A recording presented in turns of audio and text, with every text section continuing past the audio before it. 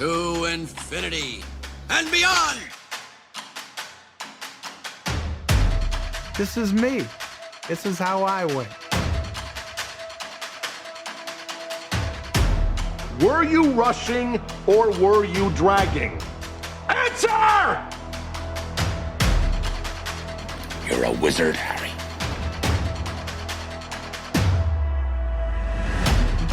Say what again? Say what again? I dare you. No, I am your father. Hasta la vista, baby. Are you not entertained? Are you not entertained? And here we go.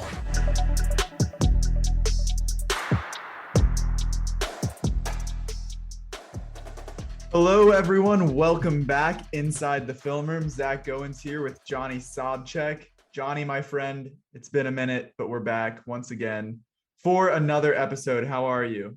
I'm doing well, man. I'm doing well. We're the summer season is upon us. This is really the kickoff, right?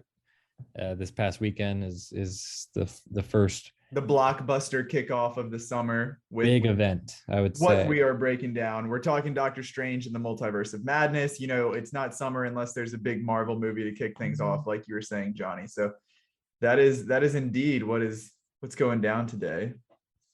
Yeah, Marvel, they usually find this weekend, I think. It's been successful for them in the past, for certain, with the Avengers films and Guardians films. So this was a big one, and we have much to discuss. We'll get to that later in the show, but it's just the start of what should be a fun few months. Really back to full swing, like pre-pandemic times, I would say, as far as the film slate. Oh yeah, for sure. Big time movies, big blockbusters, some great highly anticipated smaller films as well. Mhm. So really going to be a fun summer at the theater. But we are, like we said, kicking it off with Doctor Strange and the Multiverse of Madness, talking about that movie today for the main portion of our episode. We're also diving into some news, and by news we mean some trailer releases. We've got some big time trailers to discuss from the past 2 weeks, so that should be fun to take a look ahead at what's to come. But as always, first off, we have to remind you, please subscribe to the Rewind newsletter, subscribe to the podcast wherever you listen, follow us on social media. But that newsletter, make sure you subscribe, because there is some highly anticipated Ted Lasso content coming your way if you are a subscriber. We've had the pleasure of cranking out a few more interviews. We've got a few more on the schedule, talking to some of the stars of the show. So the week of Lasso that was such a hit last year looks to be set for a comeback for another week of Lasso with Inside the Film Room. So put it on the radar. It's coming soon. And make sure you're subscribed to the Rewind newsletter so you get the first look at all of that stuff. But enough about that. Johnny, we missed last week's episode. It's been 2 weeks since our last podcast. What have you been up to in that time? What have you been watching at the theater or on the small screen? What's new with you? I have been keeping myself pretty busy. Again, I think you'd be proud, Zach. I've been getting more on my television grind. TV gang. My girlfriend has definitely been applying the pressure, and honestly, I really have been getting more into the groove of watching television. I'm not really sure why. It's just the last, I guess, really since Batman came out, because it has been a little bit slower at the theater. Let's be real. Even though I have kept up with some good releases in the meantime, we've just found some more downtime together to watch some shows that either we've been wanting to catch up on that are like older shows, or some newer ones coming out like Severance, which I think you and I are both very pleased with, and have some thoughts on that probably. More on that later. Yeah, but Severance, and then of course I've also, one of the shows that we've gone back to watch and revisit that I never got around to when it was coming out was Mindhunter on Netflix, and we have 2 episodes left of the 19 in the entire 2-season run. And I'm gutted. Like, I'm already feeling. Be prepared to be extremely frustrated when you realize that we may not be getting season 3. I'm just so. It's so good, isn't it? Show. It's fantastic, and you know, I've heard it. I heard it time and again that it is very much David Fincher-esque, and he does direct a number of the episodes, which is a really, exciting prospect to have more David Fincher that I had never seen before. And also the vibes that people had explained it as, it is a period piece. It's set in the 70s rather, and you do certainly get some of the Zodiac vibes. If you really like that movie, it does translate very well to this series. And I'm impressed by the way that they maintain the atmosphere and the stories and the weaving narratives, through the first season, then into season 2. The characters evolve and change. It's just really well written. It's historically interesting because it is based on real events and real work that was done. So it is it was refreshing. I haven't never really seen a show quite like it, like a show with this tone focused on, serial killers and investigative, the investigative side of that, as far as interviewing them, and then also applying that to actual investigations like ongoing that need to be solved. So, that's one of the coolest things about it, is that it is like the first season especially is like the highlight reel of like all of the serial killers that they're like talking to, but the fact that it's not just that, there is like the active ongoing investigation, and it's like applying things from each one basically to like what's happening. And then you get that to an extent with the Atlanta child murders is like the second season, and there's still like the bits and pieces from other killers. But and then of course there's the running, what is it, the BTK, I think that's the opener, the cold opens all the time, and that we'll may never get an answer for. Oh god. Yeah, it's just really well done. The cast is exceptional. I'm blown away by, I gotta pull this up real quick because I don't have it off the top of my head. Jonathan Groff, I have not really seen him in that much, to be honest. I think really the only other thing, you're anti-Hamilton, right? Is he in that? He's King George in Hamilton. Wow, the King of England. No kidding. Well, he is impressive, for sure, and I'm glad to see more of his work. Holt McCallany. Yeah. This guy has been working since the 80s. I had seen him in passing in a couple different things. I think the thing that I most remember him maybe in the back of my head is from Joss This League, in the opening where he is on the rooftop as like the thug that Batman captures and then like lets go, where he discovers the mother box. He's in some other things that I may have seen. I think he has a smaller role in Nightmare Alley as well. But he's a guy who just has busted his ass for decades in just smaller bit roles. He has a smaller role in Fight Club as well, I think, which is, I'm sure, how there's that David Fincher connection. And he just goes just ape shit in this role. And I say ape shit, it's not like an overblown, like crazy performance as far as like it being like showy or anything, but he is so damn talented, and it kills me. And he's done a lot of television work as well, and I'm sure that's been a big part of his success, like long term. But the fact that he had this great role in this great show, and then it just was kind of swept away from him, it just is so disappointing. But I cannot like praise him enough. He's so good. So the storyline with his son is just like, in the second season, it's just heart-wrenching. And Anna Torv as well, I think is how that's pronounced. She's an Australian actor. She's great. She's great. It's like that. Those three are like the triumvirate of the show as far as the performances and the characters. So they have a great dynamic, all three of them. And again, if you have not seen it yet, if you've been putting off like I was, highly recommend, because it's worth it. Even knowing that it goes to maybe a dead end, maybe there's a future for it, hopefully, at some point.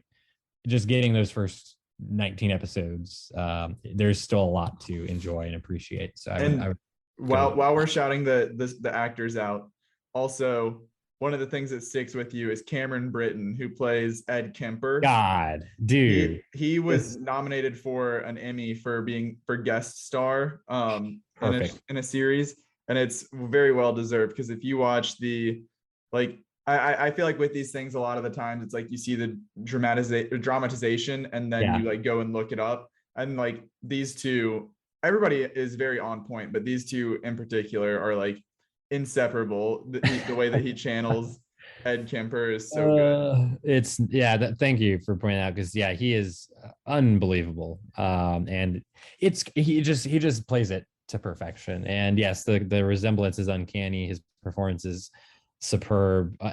All the casting is fantastic. All the performances are great. There's really not a weak note in it, I would say. But those are certainly some of the standouts. So if you haven't seen it yet, go stream it, give it some support. The more people that watch it, the more people that keep up with it over the years as time goes on, maybe it'll give them some more incentive to revisit it at some point. But if not, it's still worth a visit and the experience. Well, talking about the other one, because I also just finished literally last night, Severance. I know we're both very late to this discussion, to this show, considering it was airing, it wrapped up a couple weeks ago on Apple.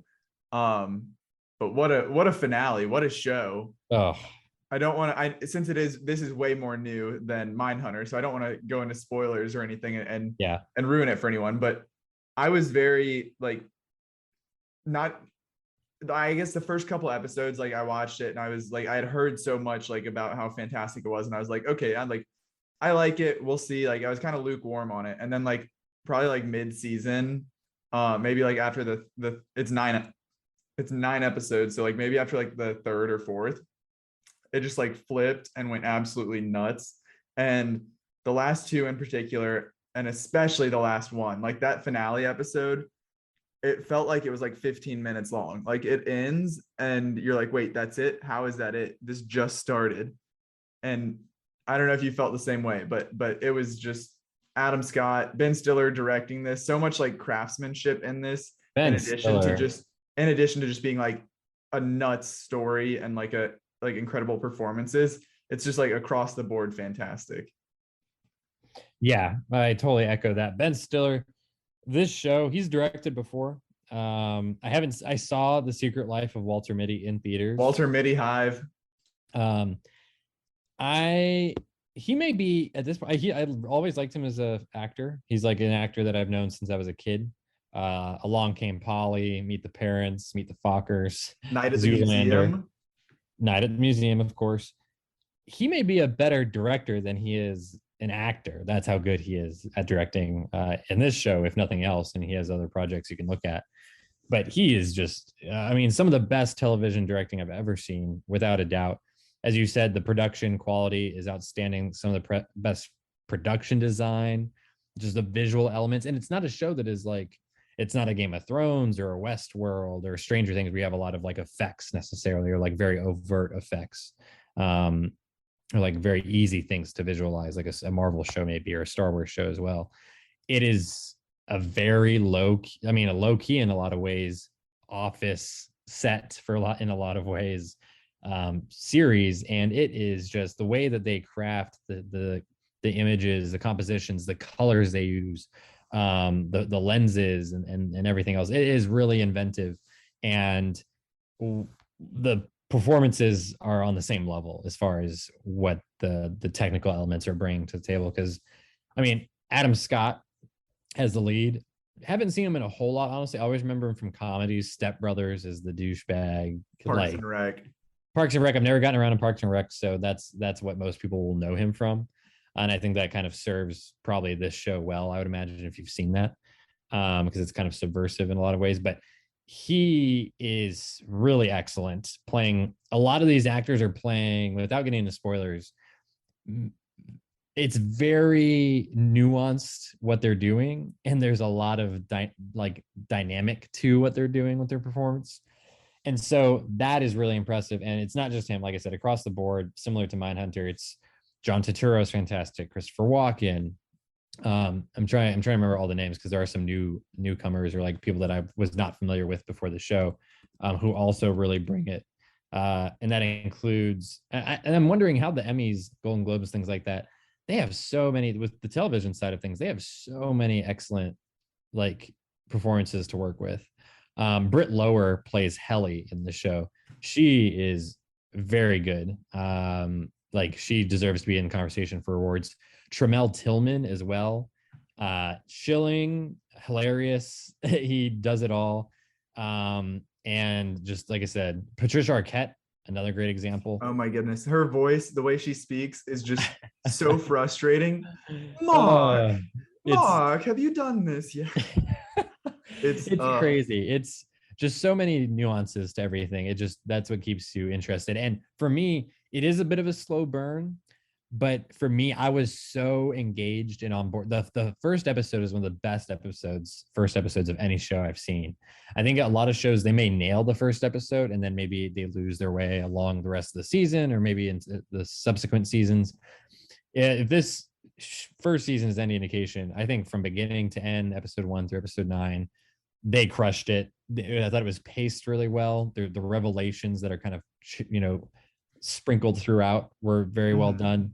And just the way it evolves, the story and what's going on with the characters, it was just really excellently written, for certain. And the creator, Dan Erickson, nothing else on his IMDb except Severance as the creator, basically showrunner, the writer. That's his only thing. And he's not older, but he's, I would suspect, late 30s, maybe early 40s. And to just think that he's probably grinded for years or decades potentially to get to this point, and now he has this awesome hit show, and I hope he's able to sustain it. Sounds like it's already been renewed for his second season. Sounds like he has a plan for at least 3, 4, maybe up to 5 or 6 seasons potentially. So there's a lot that can be done with this concept and this cast. So again, another one I really can't recommend enough. The last episode, as you were mentioning, is a masterpiece. Maybe the best one, probably the whole season, I would say, just because of how it strings everything together perfectly. And the editing, it's mind-blowing. And it gave me goosebumps and like chills at the end, because the way it crescendos, it's very much, I would say, a cliffhanger of a finale. It's such a, also just like overall, it does such a good job of like being so off-putting and eerie, but also like, it's hilarious. You can't look away. It's like you're so engaged in it, you want more. It's also like has very funny moments, and like you're very like invested in the characters, but at the same time it's just like, one of like, what's it called, is it, I might be using the wrong term, is it the uncanny valley, which is like, let me Google it right now. The uncanny valley effect is a term used to describe the relationship between the human-like appearance of a robotic object and the emotional responses it evokes. It's like when you see a face and like, that it's not like a real human face, but you can't tell what it is that's off about it. That's like what this show is. Like, for the first couple episodes where it's like, why am I so uncomfortable that it's this big room with green carpets and like just 4 desks in it? Like, it's just like everything is so like slightly off. Yeah, absolutely. But and it's hard to describe. I would say I wouldn't even want to describe it. Like, it's so many things. Like, that's really maybe the most impressive thing about the whole show is just all the different like genres and subgenres it kind of dips into, and the way that it does manage to balance different tones and paces and everything is just really impressive. And without getting into any spoilers, I wanted to point out like we were talking about the craftsmanship and just like the subtleties of everything. Like in the finale, when I'm going to speak in very vague terms, so you'll know what I'm talking about, but anyone who doesn't know won't have anything spoiled. But like when Helly is on stage, when she comes out, the photo of her literally is like split in half. So it's like they are literally severing her. And that was just like a very cool, like, I'm sure I know I was not the only person who caught that like, but that was just like a very cool thing to be like, oh my goodness, like there's levels to this shit. Yeah, I mean, there's definitely levels, literally, as a matter of fact, as well. So and then people may not understand what the hell I'm talking about when I say that. But yeah, it's just a really fun show to get lost in. My only hope, I guess, really going forward, or maybe you could say it as almost like a concern, is that I feel like there is now Dan Erickson, who created the show and is writing the show, he says he has an ending for the show in mind. And he says he does feel like he could stretch it the way that he has it planned out, potentially like again 5-6 seasons. I hope that he does have a very good grasp and like plan and plot work like in place, because I don't want this to be, I feel like it could be like a mystery box kind of show where there's this mystery and you don't know what the hell's going on, but there's not an answer. Like, and I'm not saying we need a clear-cut answer, like a definitive explanation for every single thing that's going on in the show, but I don't want it to be something where we watch for 5 or 6 seasons and at the end it's just kind of like, it's not really anything that it's building to. Like, it's not something there needs to be like a definitive like 3-season arc or something like that. Like that, I think it needs to be something like I hope that they have that end in mind already of like what they are working to, and they know exactly like how long it's going to take to get there and the path to get there versus turning into like a cash cow. Yeah, I agree for sure. But Apple TV Plus 100%, they have a hit on their hands. I've been singing their praises forever at this point. Obviously, beyond just Ted Lasso, everybody knows I'm biased for Lasso, but in general, like Apple TV Plus is absolutely elite right now. Between what they're putting out right now, on the film side is obviously like winning Best Picture, but on the TV side, like I can't. It's up there with HBO Max as far as like my two go-to. Like those are the only, if I had to pick like only two that I could have. Netflix found dead in a ditch. Apple TV Plus is the elite service, but switching from one fantastic show we've been raving about to another show that does not have the same level of achievement. Moon Knight wrapped up. Johnny, I know you have not been following along. I pushed through. We both watched the first 4 episode screeners, and then I pushed through the following 2 episodes to wrap up the series. And you sat those out, didn't miss much. It was definitely my least favorite Marvel show that I've seen so far. It had so much potential just on the fact that it was Oscar Isaac, but did not live up to that hype. Did not live up to the hype of being the dark, gritty, extreme violence or whatever that they referred to it as. But yeah, those last 2 episodes, the 4th one, I remember saying after we finished the 4th screener, that I said that was like the most intrigued I had been. So I had hope going into 5 and 6, but then it was just kind of a blah ending, unfortunately. So not worth spending too much time diving into. I know, especially since you did not push through, but just a bummer there. Tough stuff. Yeah.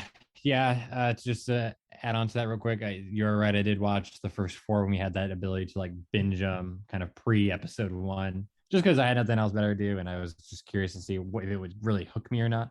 And there were some elements I thought were interesting. There were some things that I was curious to find out what would happen, but it wasn't enough to make me sit down and watch it. Like I'm fine just watching like a YouTube video that talks about it, like critiques it or like discusses it. The show itself wasn't doing enough for me to stick with it. And Oscar Isaac, yeah, he was doing some awesome work.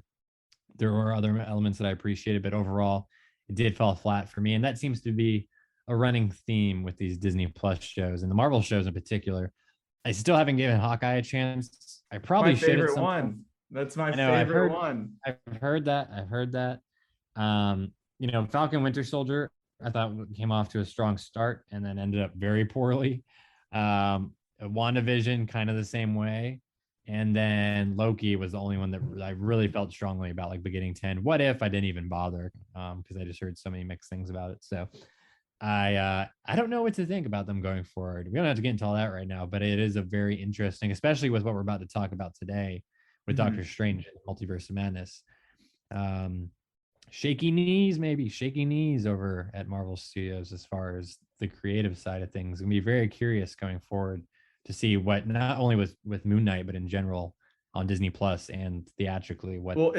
It's just so strange because the show ended with like episode 6 ended with like a cliffhanger, like a twist and a cliffhanger, but then they're like, we have no plans to move forward with the 2nd season of Moon Knight. Like, so I mean, like obviously you've got the whole Marvel sandbox. He could pop up in another property, but like, yeah, just weird at this point. But that's enough on the TV front. On the movie front, we both saw Doctor Strange. Obviously, we're going to talk about that in the middle of our episode. We both saw The Northman. I give that 4 stars. We don't have time for a full review, I don't think. But Johnny, you were a fan as well. Yeah, I think. I mean, I don't want to speak for you, but the vibe I get is that we both liked it and like really appreciated it, but we weren't like crazy about it. Like we liked it, we enjoyed it, but we weren't. It was like very much.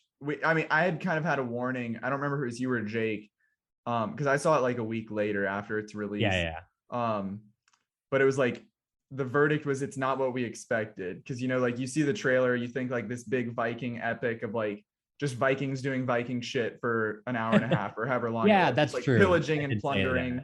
Yeah. But instead, it's an epic, but in a different sense, in that it's like this long, slow burn revenge epic. That you're like watching this man like methodically plot out his revenge over the years, which was very cool in a different sense. So yeah, agreed. It is a little bit different than I think maybe my own expectations, and it's not really the film's fault. But it just, I feel like there are a lot of different things that I think could have been tweaked or like adjusted a little bit, but overall it's still a very interesting and like daring project in a lot of ways. And Robert Eggers continues to be very impressive behind the camera, and I thought it was a great cast and all the technical elements were great as well. So certainly support it. I would say I would recommend it. I'd say check it out if you haven't already. Your mileage is going to vary, I would say, as with all Robert Eggers films, but definitely an interesting Viking deep dive. Agreed on that for sure. And then for me, only other thing, finally watched Incredible Hulk for the first time. I'd always just defaulted, that was kind of that like bubble movie within the Marvel that came out in 2008 alongside Iron Man, and it was like obviously he got recast. It wasn't really canon, but it is MCU canon. We've got some overlap, but I'd never felt the urge to actually watch it. It had always been last on my list by default, just because I hadn't seen it. Now I have seen it, and it's still last on my list. So big rip, The Incredible Hulk. But that's what I've been up to. Johnny, anything else to add before we dive into the news of the week? I mean, nothing too crazy. I revisited. I went and saw Everything Everywhere All at Once again, which is my multiverse movie of the year that I put my stamp of approval on. Now that Spider-Verse has moved. Now that Spider-Verse has moved, that's right. Absolutely excellent movie. It's going to be one of the best of the year, all the way at the end. Go see it if you haven't already. And then I revisited Apocalypse Now with my dad for Father's Day, because he hadn't seen it in years, and chose that out of my 4K collection to watch, and we had a good time watching that. It never gets old. If you've never seen that, certainly knock it off your list. The 4K is exceptional. If you have the ability, I would go ahead and pick that up. And then Super 8, actually, the last week I watched it. My girlfriend and her family, her younger sisters, they always like mysteries and like stuff that has like scarier stuff going on. But that one is a good, like, before there were Stranger Things. It's and E.T. after E.T. was already a thing. So J.J. Abrams, no one would ever say he's original, but the guy can point a camera, and the performances are fun and good, and the story is fun and good, and it's just a good fun movie. It was a summertime movie. I still remember seeing it opening night, last day of 8th grade, going to the theater and checking it out. So I have a soft spot for it. But so I was surprised by how much it still, I think, held up, and it's maybe J.J. Abrams, one of his strongest, if not his strongest movie. Well, great time watching stuff. Lots to catch up on for anyone who hasn't seen what we've just been talking about. But let's hit into the news of the week with some trailer breakdowns. First up on the schedule, anyone who saw Doctor Strange over the weekend was treated to an early glimpse of this, and now it is officially online. The first teaser trailer for Avatar: The Way of Water, the sequel that has been in the making for 13 years. Finally getting our glimpse at it. James Cameron, Johnny, what was the reaction? I know we'd seen some imagery, some stills, heard some updates, but finally to actually see it all together and get an idea of what this could be about. I feel like this is more of a no thoughts, just vibes trailer of just like showing you like the world and rather than like a plot centric trailer. Yeah, I mean, this is like a true classic teaser trailer, and that's not surprising from a filmmaker who is, I mean, he is a classic in his own right. I mean, he's been doing this since the 80s with the Terminator films and Titanic and Avatar 1, of course, and a lot of others. I really liked the feel of it. It is a throwback in that sense. And even the music and just the way it's edited and everything felt, it was like a time machine for me in some ways. Like it's not almost like nostalgic. So I thought it was really seeing it on the big screen too in Dolby. It was just pretty shocking and like felt like surreal because it had been so long since seeing any Avatar footage, period, let alone in a theater. So I was very pleased. I think this visuals. I mean, what else can you say at this point? We know they're going to be outstanding. They look outstanding. The water effects in particular look photorealistic. It looks like a documentary in a lot of ways, the way it was filmed and everything. I'm looking forward to it. I'm glad we didn't get to see or like hear too much else. I'm fine because we want to see what it looks like. For the story, let them work at their own pace. The movie's not out for another 7 months. Mhm. So no rush. I mean, it may be months again until we get anything really new or substantial. So no need to go crazy now, but I liked what I saw for sure. Yeah, I'm trying to. Well, first of all, very proud of myself because this trailer did leak online ahead of the week of Doctor Strange. And I was so proud of myself for not just like slopping that up immediately, but I waited because I wanted to see this in IMAX on the big screen. Like you said, visuals fantastic. Very pleased with everything there. I've always been I wouldn't necessarily call myself an Avatar hater. Like it was good. I remember liking it at the time, but it is just like, one of those things people talk about it saying it's like the most forgettable movie to make it was like the most before Avengers, obviously it was like the highest grossing of all time, but it was like the movie that like no one necessarily like remembered beyond that. So I'm definitely more invested now knowing that this is a reality. It's been 13 years in the making and we finally are like on the cusp of seeing it again. But we'll see. I do want to revisit Avatar. I know they're doing that re-release. I'm trying to decide right now, like, do I want to rewatch it like now in 4K or do I want to wait until they do the re-release in September and see it in theaters? Like, I don't know if I'm like that big of an Avatar fan to watch it twice in like 4 months, but we'll see. I am very excited for this movie though. Yeah. I'll be there. I'll be there in the theater, I think, in the fall. I would like to see it back on the big screen. And they said it remastered, of course, the visuals and the audio. So it's gonna be like a fresh experience. I think that'd be cool. And I know that a proper 4K like disc release is set for, if it's not around that same time as the theatrical release, or I would assume it'd be like around the holidays as the sequel comes out. So yeah, I know that they technically have it listed on Disney Plus and 4K. Obviously, that's not gonna be the same experience you'd get like with a disc. Yeah, but yeah, I forget they have that on there already. That's interesting. But yeah, no, I'm stoked, and it is, yeah, again, feels very strange to see it finally happening, but I am certainly down for it. Well, something else that is finally happening, obviously not a 13-year gap, but a big enough gap to get the people excited again, is House of the Dragon, the Game of Thrones spinoff. We have that release date coming in August. Sunday nights will never be the same. We're finally back into Westeros. But we got our trailer here, which was the first. We'd previously gotten some first look photos, a teaser. This was still technically considered a teaser trailer, but we had also previously gotten almost like a sizzle. Right. But this one diving into story a little bit more, showing us quite a few characters, locations, big old dragons. Thoughts on House of the Dragon? I know we all have our bad experiences with season 7, season 8 of Thrones, but I'm ready to get hurt again. This looks great. I'm very on board with this because there is nothing better than peak Thrones, and if this can achieve like a fraction of that, like I'll be very pleased. Yeah, I think that sums it up well for me too. As much as I disliked how Game of Thrones ended and where everything ultimately led to, there's no denying it was still a very formative, hard to match, if not impossible to match experience watching that show play out in real time. It was appointment viewing every Sunday night, and it was appointment discussion after the show on social media and throughout the week following. So I'm excited. I can't act like I'm not a fan anymore. And this also comes on the heels of me rewatching the entire series of Game of Right. Thrones and showing it to Reagan for the first time in preparation for this, just to see how I felt about it.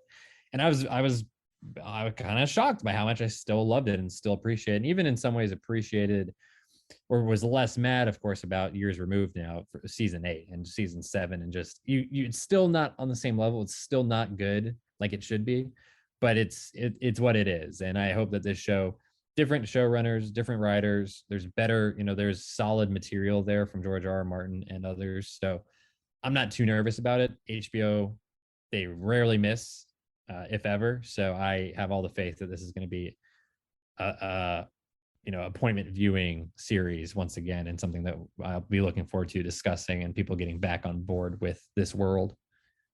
Yeah, I mean, I believe this is like, I am not familiar with like all of the lore and the history of, like, I was very invested in Game of Thrones and the storylines and like doing research to that extent, but like there's so much that George R. R. Martin has created about Westeros and like all of the previous stories. So I know a lot of this is like people know what is going to happen.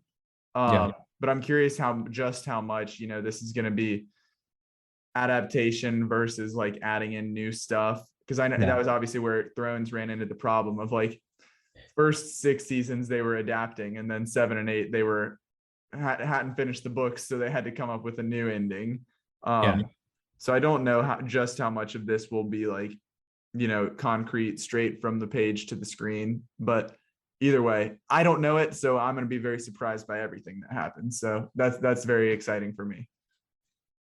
Yeah, same. I mean, it is nice not knowing exactly what to expect, but it's going to be, based on the footage itself, it looks like it's on that level of like early seasons Game of Thrones. And of course they have even more money now and better effects, and the dragons, the few glimpses we get here look amazing. And I like the visuals, and the cast looks really well suited so far. So it's like I have expectations a lot based on everything in the past, but there's a lot of like, not question marks necessarily, but it's not fully formed of what it's going to be like.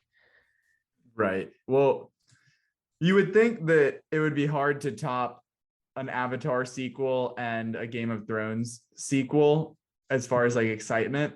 Yeah. However, this next trailer has done it for me. I don't know if it's the same for you, but as the resident book smart Olivia Wilde stan, the trailer for Don't Worry Darling, my goodness, what a trailer. I've been very, like, without even knowing much about this movie, I've just been extremely high on it because of, obviously, you've got Harry Styles, you've got Florence Pugh, you've got a fantastic cast, but because of my devotion to Olivia Wilde, to Booksmart, and that being my favorite movie, I was like, whatever she does next, I'm all in, I'm on board. And this is so incredibly different from Booksmart in every sense of the word, but it looks like just as impressive. Like, it seems, if the movie is anywhere as good as what this trailer makes me believe it will be, it's like full affirmation that Booksmart was not a fluke. This is not like a one-off thing. Like, she's got the talent behind the lens, because this is way more epic than I expected it to be. The scale of this is huge compared to what I thought it was going to be. I don't know if that was the same reaction that you had. Yeah, I mean, seeing the footage definitely puts things in perspective. It is bigger than I expected by far. We'd seen some set photos, we'd seen some images here and there, but yeah, getting a fuller sense of like the scope of the movie. Now, it does seem to be somewhat, constricted to this like city or like this little town they're in, but the kind of detail in the buildings and the costumes and the variation of the costumes and like locations within the city, it seems like, or the town, there's a lot going on there. And looks like there's stuff going on in the desert around it and the outskirts. And I'm really digging just the vibe of it. The cars going across the desert was very cool. Yeah, no, they have some really, and just like not even based on like the size necessarily of like how the film looks, which is bigger than I expected, but just the visuals. Like, there are some really striking visuals that Booksmart, as much as I liked Booksmart, because I really did enjoy that movie, maybe not as much as you, of course, but who could? it's still, I really liked it. But it's a small kind of like almost like it's a teenage like coming of age comedy. This is like, as you said, pretty epic by comparison, and that's with regards to just the shot to shot like visuals and the overall scope of it. So I'm intrigued. I'm even more intrigued than I was, and I was already pretty damn intrigued. So Florence Pugh, I've always liked her. She's looking great. So much. There's so much of this too that's like, even though we didn't know much about it before, now we have this trailer. There's still like so many more questions came from this. It's just like the conspiracy, like noir elements, like I'm looking right now at the trailer, and like that she's running up the mountain, and we've got almost, it looks like Tethered from Us, like chasing her up the mountain, the people in the red jumpsuits. Yeah. Just like no clue what could possibly be going on here, but I'm like very along for the ride. And also, it must be said, this is like the last thing I'll say is you pretty rarely see, unfortunately, women getting a movie that looks this big and this kind of epic in the way that it's framed and shot and produced, especially being like an original IP. Exactly. Like not like a female director of a Marvel movie or something. No, 100%. I mean, we saw, I really liked the first Wonder Woman movie. Patty Jenkins did a great job with that. This is a whole different animal because, as you pointed out, it's not an existing IP. It's not as safe, quote unquote, as some might say that would be. So I'm looking forward. I hope people support this, even if it's not maybe the best movie of the year. I still expect it to be pretty damn good. And I'm expecting it to be a fun, like erotic thriller mystery. So hopefully there's something. Oh yes, we saw Harry ravishing her on the dining room table. So emphasis on erotic. We'll say, Zach, buckle up. Maybe give some warning to the people around you. be respectful. But yeah, I'm stoked, and I'm sure this comes out in September. Wouldn't be surprised if this shows up in the festivals. TIFF, maybe something like that, to get some extra hype before it actually hits. This is my Dune. This is. Also the key, as you can see from the last frame of the trailer, when it's got that like close up on Florence Pugh's face, I think like the key to a good movie is just like gaslight Florence Pugh, like Midsummer, and it's gonna be a masterpiece. Like that's all I need. You're not far off. Next up on the docket, moving right along. This one, I'm going to defer to you. I saw the trailer, but I know this is way up your alley. Crimes of the Future. Talk to me. Oh man, I am hot. It's hot and heavy over here. In a less pleasant way, I would say, compared to Don't Worry, Darling. I am not the biggest Cronenberg fan as far as seeing a lot of his films. I've seen Eastern Promises years ago with Viggo Mortensen as well. I really liked it at the time, but I do need to revisit it. I plan on doing that before this comes out. And then also I did see Videodrome, which is one of his classic films that I really liked. And it's just very dystopian and body horror and creepy and funny in some dark ways. But I have not seen some of his other really famous movies like A History of Violence or Scanners is more of a low-key kind of classic, like a cult classic. And then, of course, The Fly with Jeff Goldblum is also very famous. And speaking of The Fly and other, the podcast and some of our other friends, Donald Mowat started out, one of his first film gigs was working on The Fly. And that's really how he got to start with like makeup. And that movie won an Oscar for makeup at the time. And so he is known for doing this stuff, these incredible effects with makeup and special effects makeup. And that's definitely on display in this trailer. It is a red band trailer. Truthfully, there's not a whole lot shown, but there is enough where you're like, oh man, I'm getting creepy, freaky vibes all over this thing. Viggo Mortensen, Kristen Stewart, Lea Seydoux, they all look very good, as you would expect, but both, literally and figuratively. I'm not really sure what to expect as far as the story goes. Like it's still seems very, kind of obscure about what it all means. And maybe it will be kind of heady in that way. Like it's not entirely clear, maybe even after we see the movie, what the hell is going on. But I think there's a lot of potential here, obviously. And I've heard, the rating, the official MPA rating came out recently, and it is rated R for like grisly graphic violence and disturbing imagery and things like that. So he's not holding back. I am expecting some really messed up stuff. If anything, it has for me, it has to top or at least match my experience with Titan last year, where I was ready to pass out in the theater and had to leave and go get some water and come back due to the gore and the body horror and things that were happening in that movie. So that's a high bar, but I have no doubt Cronenberg would be one of the people to match it. So I'm excited. The cast rocks, the visuals rock so far. I'm digging the music, digging the aesthetic.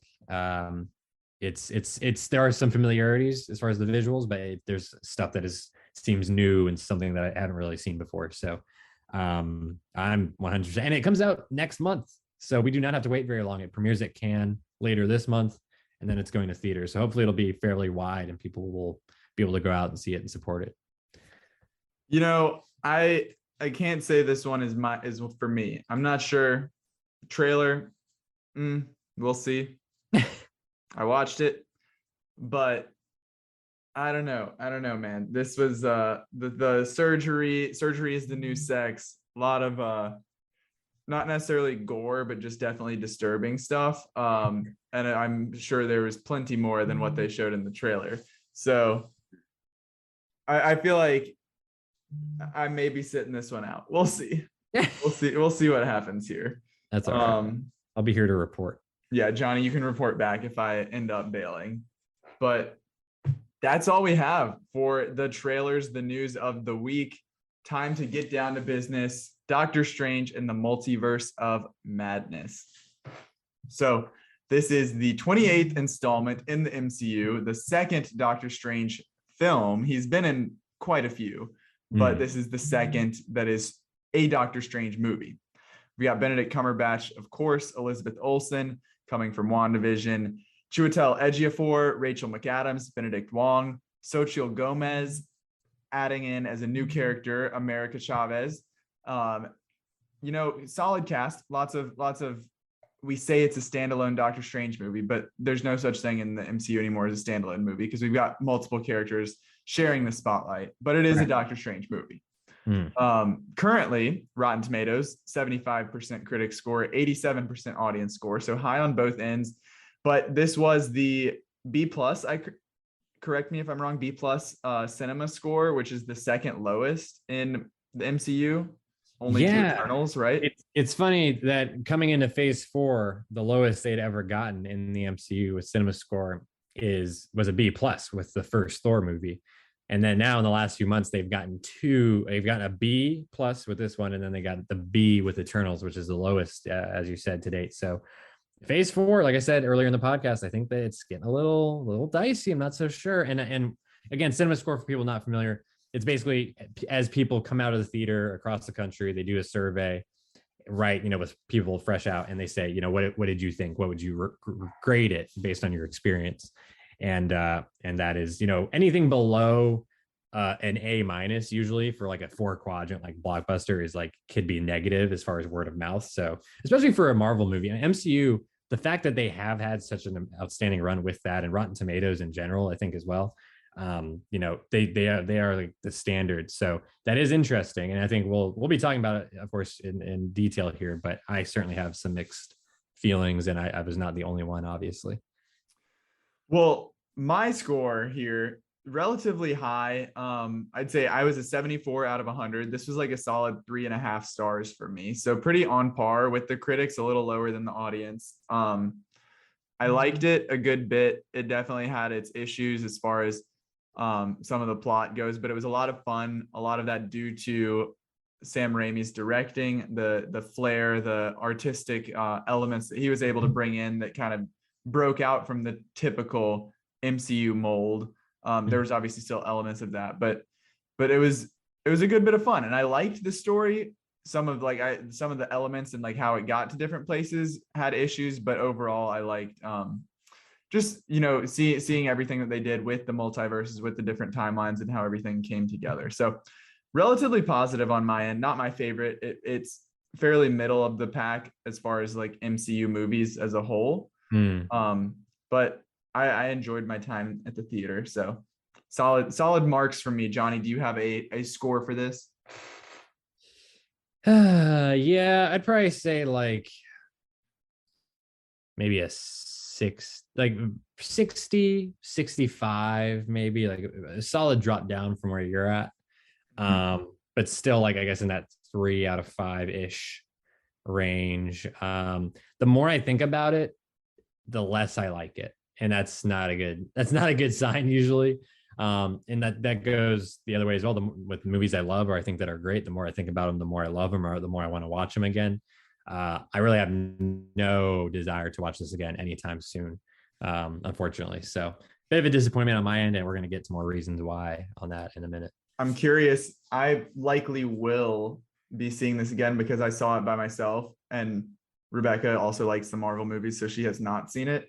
So I'll probably go back with her to see it. And I'm curious if that will change me or if I'll be still feeling the same here. But let me give the plot synopsis, then we'll throw out the spoiler warning, because like as these things are at this point in the MCU, there are so many spoilers and people want it to be untarnished before they go in. So we don't want to risk anything. So you can read the plot synopsis on Rotten Tomatoes. This is nothing new, but then we're going spoilers.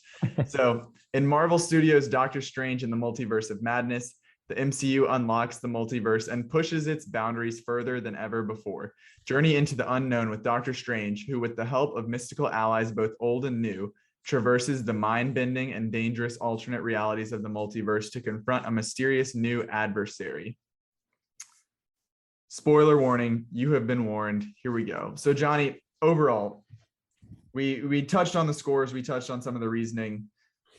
What were your expectations going into this? I know that about a week out, a ton of spoilers surfaced on social media. I didn't seek anything out, but I also did not. You were bombarded, I believe you said that you saw a tweet that didn't even have it didn't even have Doctor Strange in it, because even if you had muted it, you still would have been a victim. But I did not know much. I've kind of gotten to this point where Marvel movies, I used to be like breaking everything down and like being super excited for the next one. And this one was kind of like, oh wait, there's Doctor Strange is this week. Let's go. Like I had my tickets in advance, but I was not like reading theories or necessarily invested in like predicting what was going to happen. Yeah. So I've seen the trailers. I watched WandaVision, but I did not necessarily like know what to expect heading into this. I did not know that Wanda was going to be the only villain, essentially.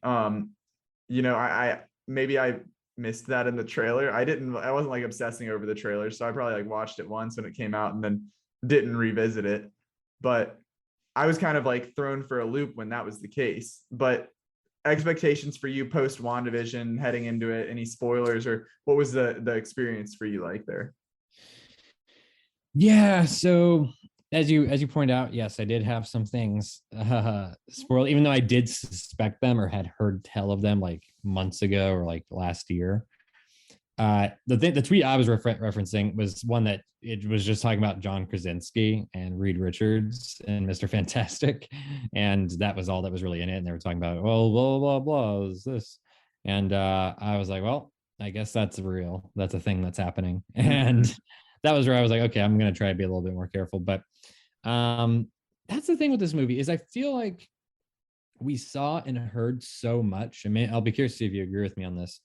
We saw and heard so much about this movie that there wasn't, and I mean, you did say that you didn't suspect Wanda was the only villain. I did know that. I was able to suss that out. I mean, it's kind of made to look that way a little bit in the trailer. It's not like super clear that she may be the only villain, but Mephisto. No Mephisto. I was not expecting him to show up. But yeah, I will say there was nothing in this movie that really shook me or like surprised me. I think maybe the one thing that like really was like, oh, I didn't totally see that coming. Like that's kind of cool. Was that the zombie Strange, which in the trailers is kind of made to seem like maybe a sinister, like evil sort of thing that he has to fight or face. It's a really actually good Doctor Strange. I'm with you there. Definitely taking over. That same impression. Yeah, taking over and using that as a force for good to fight Wanda and free America Chavez. So that was cool. That was a little subversive based on the marketing. I thought that was clever. But everything else, I mean, even the cameos, people weren't expecting Reed Richards. They didn't allude to that or show that off at all, really. But Professor X, did we need to see that in the trailer? Like, what did that really offer? Like, was anyone like, oh shit, I wasn't gonna go see Doctor Strange. like Now that I know Professor X is in it, I'm gonna go see Doctor Strange. Or the people, if people aren't that tuned in or were aware of that in the trailer, then they just weren't aware of it. So it's not gonna make a difference to them. I think that it was just kind of silly. I think that would have been how mind-blowing would it have been if you got in the theater and you just heard rumblings or rumors that maybe he's in it, and then that music comes on, and then he rolls into the room, and it's freaking Patrick Stewart. Especially since he is like, they introduced the other four, and then he comes in, and then he comes. Your guard would have been down. Yeah, I thought that would have been just a really cool. And again, I'm not someone that gets really antsy about trailers showing too much or things being spoiled, because I think it's always different in context. I think if it's a great movie, it doesn't matter what you hear or see beforehand, because in context, in the experience, it's still going to have that weight to it.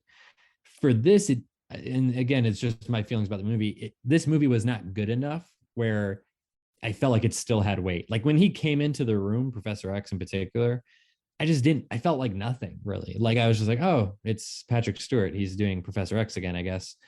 And then 10 minutes later, he's getting his neck snapped. And I just don't give a shit about it, unfortunately. Big rip to that universe. Pour one out for all those folks. They're done. It's a wrap. I mean, imagine Christine going back to that universe and all of her hard work and research at the end, and then just what is all of her world's biggest heroes are dead. Yeah, that's a bad place to be right now. And that's the thing as well. People are like, oh my God, like it was just shocking them taking out like the Illuminati, but also that's kind of exactly what I expected, especially based on the trailer, because it shows them in that facility and Wanda going crazy and like breaking the robots and things like that. So I figured they would have to fight, and I figured they would probably not last very long against her because she's so strong. And they are pretty much cannon fodder because they're not real to our universe. You can do whatever you want to. Right. It won't really affect anything. So when John Krasinski shows up, I'm just like, oh, I guess that fan cast became real now. I will say that got the biggest reaction in my theater. It wasn't like nowhere near like a Spider-Man level. People were like, people in my theater, it got a light smattering of applause. They're like, whoa. And that was pretty much it. And then it was just like, I guess this is happening now. And he's like, his suit is kind of weird. Like it doesn't look like, I don't know what I was expecting, but his suit, it was just something about it. I was like, and everything about that whole Illuminati, I'm going to go on a tangent now about the Illuminati, because it is a significant part of the movie. Like it is a big chunk, and it is supposed to be like this kind of crowd pleasing thing. To me, it just felt so contrived and weird, and kind of like, just the way even it was shot and the way it was written and the way Doctor Strange is brought into this room and they're like, the Illuminati, we'll see you now. And then he's like, the Illuminati? And I'm just like, God damn, the Marvel universe and these lame ass like jokes that they do sometimes. It's like, why can't we just let it be like a mysterious, cool thing? Like, why do we have to make fun of it? Like, that's just the thing with the Marvel. They do this all the time. So it's kind of like a moot point to even complain about it. But I feel like they're always like making fun of themselves, and that can be endearing in some ways, but I feel like sometimes it just like deflates the situation. Thankfully I feel like there is some like a little bit less of that in some parts of this movie, but that was something where it was just like, why? And then you have Captain Carter like hops up and she's like, it's me, Captain Agent Carter, Captain Britain or whatever the hell her name was this. And then it goes through like down the line, and there's Black Bolt or Blackabolta Garganet, whatever his name was. And Rambeau as Captain Marvel in this version. And then we had, of course, Baron Mordo, which was kind of a little subversive, where he's good, bad, not exactly sure. He's like suspect of him, but they're not. He's a different version, so they have different feelings about it. It's not like they have this history together. So all that came together, and it was like, I feel like if you cut that out of the movie, you basically would have the same movie. Like you didn't need really any of that to happen. It doesn't do anything other than have some fan service, have some like shock value because these guys get killed off in like a brutal way. Also, I guess Captain Marvel can be killed by a statue falling on her. I'm not really sure like what that was all about. That was, And yeah, that was of the deaths.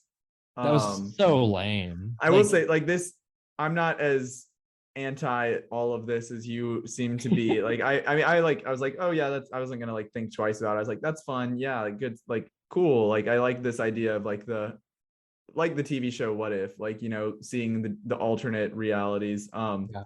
But it was cool because it did allow like it's not what they're saying online. This does not deserve an R rating.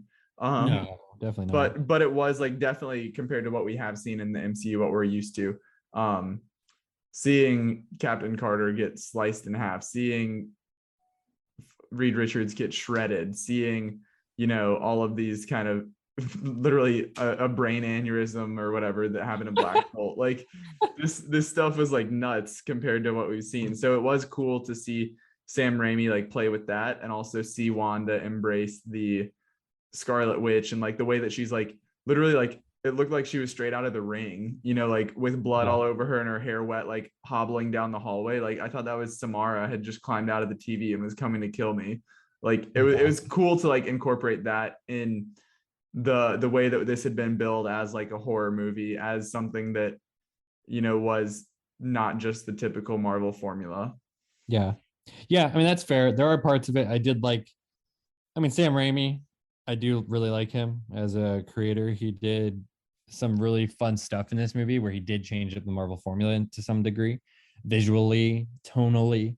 His fingerprints are all over this, from the camera work, the editing, the colors, the writing, the humor, the stuff that really just jumps out. Like you were saying, it feels like a horror movie, the way she's coming down the hall and she's limping and the way she looks, and that's all fun. And then the stuff they do, you know, with, like I said, the zombie Doctor Strange, was very neat and very horror-esque. I mean, he pops out of the ground like a zombie, and that was a lot of fun. And just some of the off-kilter stuff, like with Bruce Campbell's cameo, for example, where it's just such a like funny, goofy, like random thing, but it like adds some, you know, more charisma and you know, personality to the movie than like it would otherwise have.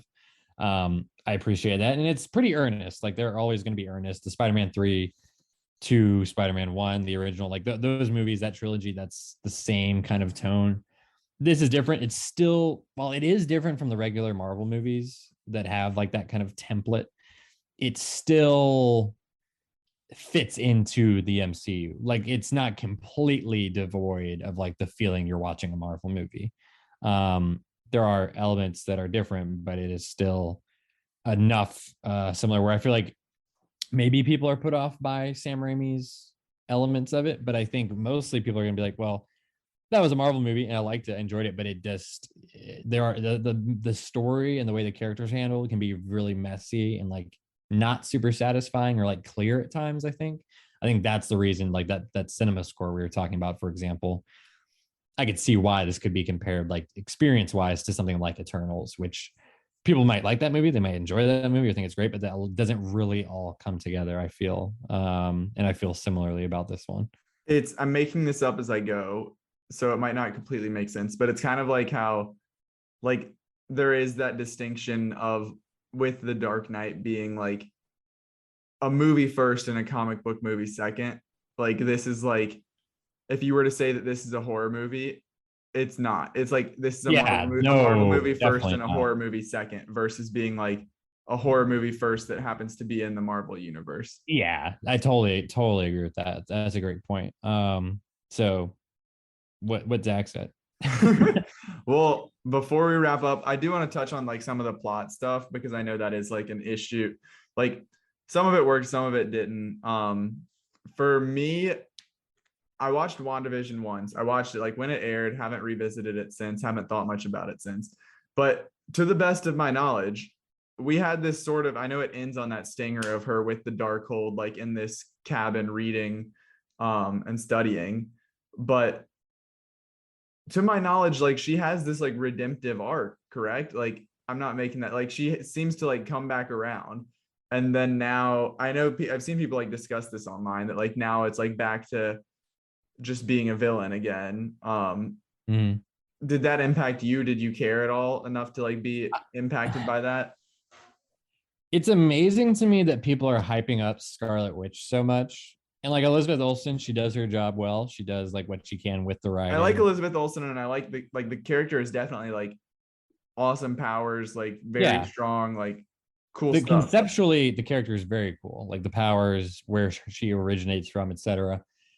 To me, this character has never really worked because they are all over the map with her motivations and her quality. And like I can appreciate that when it's supposed to be someone that is like, let's say, morally like ambiguous or like very much in the gray zone versus you're good, you're bad. I can always appreciate that. I think Kylo Ren, as much as I don't like those Star Wars movies very much, I thought he was a really cool character because he was floating in that space where you weren't really sure what to make of him, and it seemed like he could go good. Scarlet Witch is like, okay, so she starts out like bad, but she comes from a rough like upbringing, and then she turns into a hero at the end of Age of Ultron. Then she's an Avenger, but she's like, they don't want to let her loose or like really work with them because she seems like so like unstable. And then it really going through to WandaVision, she goes, for lack of a better term, crazy because she's lost vision and she's like trying to process that. And so she creates this whole universe where she is basically warping this town and taking control of their minds and enslaving them in a lot of ways. But then at the end of that, what we're supposed to feel after 9 hours of watching the show is that, oh, she realizes that was wrong. And Rambeau like comes to her side and like is agreeing with her because she knows that she has gone through a lot of shit and she is feeling a lot of, grief and it's a really traumatic thing that she's going through. So we let her off knowing that, okay, she's defeated Agatha. She's saved the day. She's letting people go. Even at that time, people were still like, can we really just allow her to be like, oh, you're a hero now? Like, let's just move on. Like, you're great. And I think maybe that's what that stinger at the end of WandaVision was like alluding to, is that she's not really fully turned yet. She's still going kind of bad. But like, what was the point then? Like, ultimately, like, It seems like WandaVision? What I'm worried about is that, like, I don't know, worry might be too strong. I don't care that much. But like, it seems like they're gonna just do the same thing here. Like, Yeah. at the end of WandaVision, she like, after turning bad and like had that like moment of realization, did the right thing, and then it ended. And then same thing here, like she's evil Literally the whole movie. exactly She's wreaking havoc. But then at the end, she realizes, like, she sees her kids. She realizes, she brings the temple down and buries herself. Like, we know she's probably gonna be back. Like, she's not done. So to like then see this like 30-second redemption again, and then like, what are they going to do? Like, are they just going to bring her back? She's going to be good this time. Is she just going to go bad again? Like, it seems like they're just doing the exact same thing that happened at the end of WandaVision. Yeah, I definitely hear what you're saying, because it is basically the same exact way as you said, and it does feel very redundant at this point. It just makes me wonder. And like I was saying, I'm totally fine with a character like fluctuating between good and bad. I mean, we've seen that, like, for example, with Magneto in all the X-Men movies. He is a bad guy, but he has some redeeming qualities, and maybe he helps the good guys a little bit. Her father, yeah, and the family. It's her father, right? Yeah, starting to see some cinematic parallels there. But as far as this, it's like, it's the exact same thing. Like, it's just too, and I think the proximity to one another is a little too close. Like, at least with something like that, for example, like the X-Men movies, there's years between those movies, and like the story can change quite a bit, and the role of like Magneto, for example, could be quite different. With this, it's like WandaVision was a year ago basically, and now a year later we're seeing this character do the same thing. It's just, it feels like a rut, and I'm not really sure how do you proceed with this character now, because she's done all these horrible things, but she gets this redemption of, okay, she stops and she saves the day, I guess, by not killing everyone. But she seems to be dead, but we know she's coming back, it seems like. What the hell is the story next? How the hell do you do a Scarlet Witch movie in a way that makes sense, or maybe another mini series or something? I'm so kind of confused about where they're taking her. and it's a bummer because I think there's so much potential. I think she has had some really interesting and like solid moments so far. And I think if they had taken WandaVision and really built off that, then maybe this I would certainly feel different. But like it just feels like just treading like the same ground. And I really don't like that, especially when it's this Doctor Strange movie.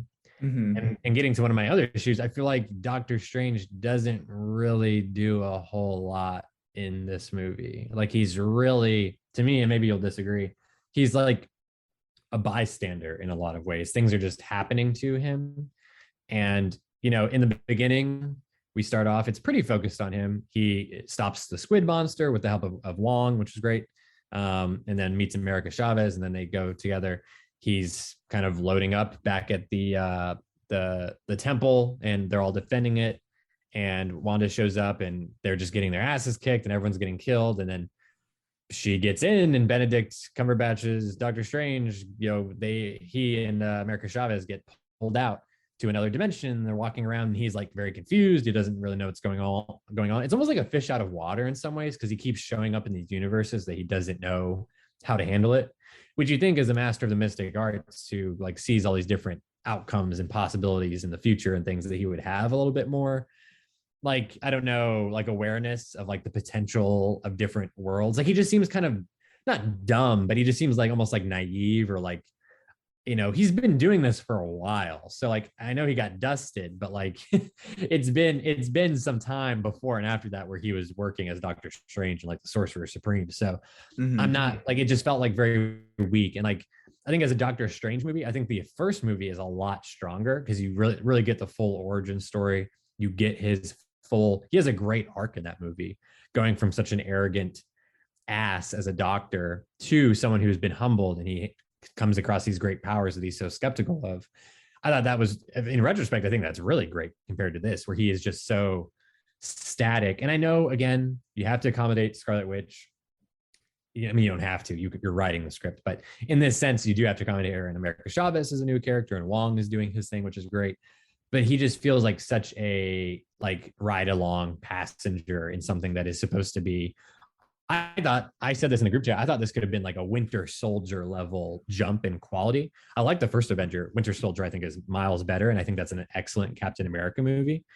This feels like kind of, I mean, there's a lot of cool Doctor Strange things going on, but he as a character, I feel like, is not really like central to that necessarily. It's really jumping with America Chavez to these different universes.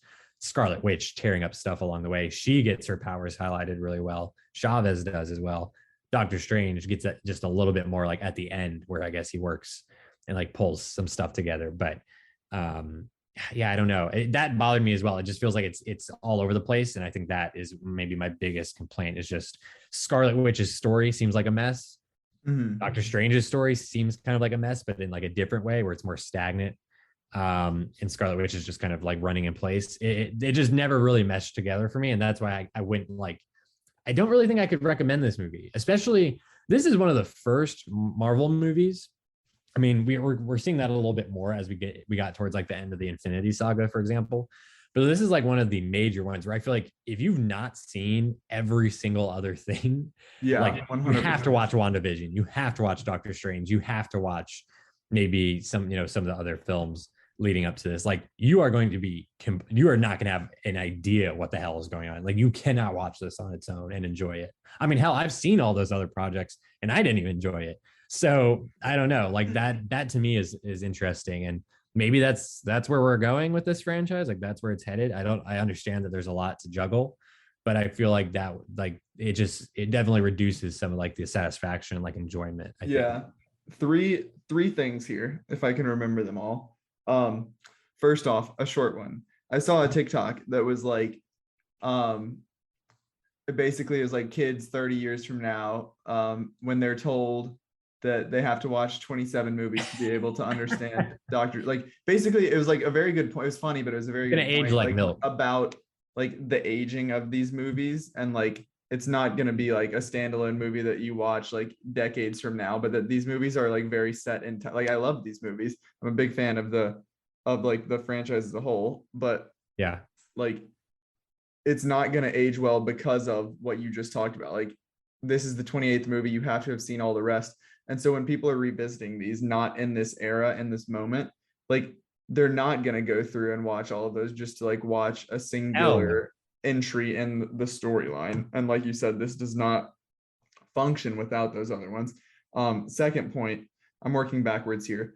But the WandaVision like aspect, because I was watching this, Rebecca hadn't seen it, she wasn't with me, and she has not seen WandaVision. And so I was watching that like with that in mind, thinking like, how much am I gonna need to like inform her on? Do we need to watch like a YouTube recap or something before she goes to see it? Because it is like a ton of, it's not like, oh, we give you the cliff notes, like they sort of do, but like, like Wanda's entire arc is like informed by everything that happened in WandaVision. It's not like okay, like let's bring you back up to speed and then we're moving to a new direction. It is all like directly tied to it. And even What If, like the show, like you don't have to have watched that to understand anything here, but it certainly informs like what you're seeing with Captain Carter, with even it, not in the same sense, but you're seeing like the zombie Strange, even the zombie Wanda that you get in that show was like sort of like a Scarlet Witch level of savagery here. There were definitely some elements that were pulled from there, but just like the overall multiverse incursions or nexus events from Loki, like that all is just kind of tied into here, not a direct necessity, but still something that like helps to inform your viewing experience. And then third point, going back to what you were saying about Doctor Strange, I agree with a lot of what you said about like him being the passenger, him for it being his movie, not necessarily being in the spotlight. But one thing that I did like, going back to the positives, was a lot of the stuff with him and Christine, like seeing the different interactions between like him and her in his universe, seeing them in like the 8-1 whatever in the universe they end up with the Illuminati, and like that version of Christine, and like seeing this kind of like the redemption almost, because she had been burned by like she had been burned by him in his universe, and then they kind of recovered but didn't never figure it out. And then in the Illuminati universe, you know, like she had been burned by that Strange, and this one's kind of doing damage control, and just seeing them try to figure each other out, but knowing that in the end it's still not going to work, but kind of like finding that peace of mind with each other. I did like that, and I love Rachel McAdams, so always good to see her get some action. Yeah, I was pleasantly surprised she was included. I thought that is one of the things I would definitely say as a plus, was her inclusion. I thought was handled fairly well, and there is a through line from the early scenes in the movie with her to the Illuminati stuff, as you mentioned, in that universe, and then where she ends up at the end assisting Steven and help save the day. I thought that was handled well, and like the way that resolves their relationship there, I thought was interesting. It feels like that's probably the end for her. I feel like particularly with someone that shows up in the mid-credit scene, I would assume that relationship is probably put to rest, which I think it would be fine. I think that'd be a fine send-off, and I don't think we really need to see more of her, but I liked what they had to offer with that dynamic in this. And Sam Raimi, if nothing else, he does some pretty solid romantic stuff, even going back, again, to the Spider-Man movies. Well, two things to touch on before we wrap up here. That mid-credit scene, post-credits, irrelevant, fun little nod, not relevant to the MCU as a whole. Sam Raimi nod, but mid-credits, Charlize Theron is now in the MCU playing Clea, the sorceress supreme from some universe, comes to get Doctor Strange, and they're off on a new adventure. Who knows when we'll see her again? Don't have much to say about this, have not dug into it, but I will say love Charlize. Glad to have her on board.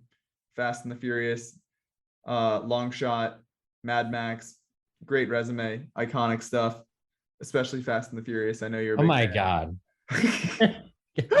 I'm like, what is going on? As far as, so real quick to that point about her, I thought, so how weird was it that the ending of this movie was like made to seem like a cliffhanger? Like he's walking, everything seems normal. He's like accepting his like role now, and he's walking down the street, and then all of a sudden he's like, and he like drops to his knees, and his third eye like pops open, and you're like, oh my God. And that's how it ends. Like it's kind of like just cut to black as he's screaming like in the camera, which is really like an interesting choice and like a pretty cool like way to leave it, I think. But then like 2 minutes later, it shows him just walking on the street like normal. And then Clea pops out behind him and is like, hey, you gotta come with us. And he's like, I'm ready. And then he opens his third eye and is like fine and like not bothered or Yeah, like, obviously some time has passed between that happening. he's wearing the same outfit, isn't he? I didn't notice that. I would imagine some time has passed between those two because of the fact that he now seems to be able to control that third eye versus it being like a surprise to him. So I don't know. I didn't look into it that much. But well, it's not even for me. It's not even the time passing. Like it's just like, well, you ended the movie with like this cliffhanger of like, oh, his third eye is open. Like that's like crazy. Like wonder what's gonna happen. And then like a minute later, you're like, oh, he's fine. Like he's totally good with. I have a feeling that that second one is gonna be some sort of like we'll see that scene again in a real movie. Oh yeah, I could see that. In the sense that like which one in one of them it was like the post credits was Thor visiting Doctor Strange, and then we actually get that in one of the movies. Yeah, Ragnarok. Yeah. I think it'll be something like that. But my last question for you, I know I alluded to it earlier, but where does this fall overall? 28 deep. You don't have to give me a precise number unless you have it on hand, but upper, middle, lower. It's definitely lower. I would say this is right around like 20-ish, probably. I believe mine, I shifted it around the old letterbox list. I believe I've settled at 13 or 14, so definition of middle of the pack for me. But 3.5 out of 5 for me, 3 out of 5 for Johnny.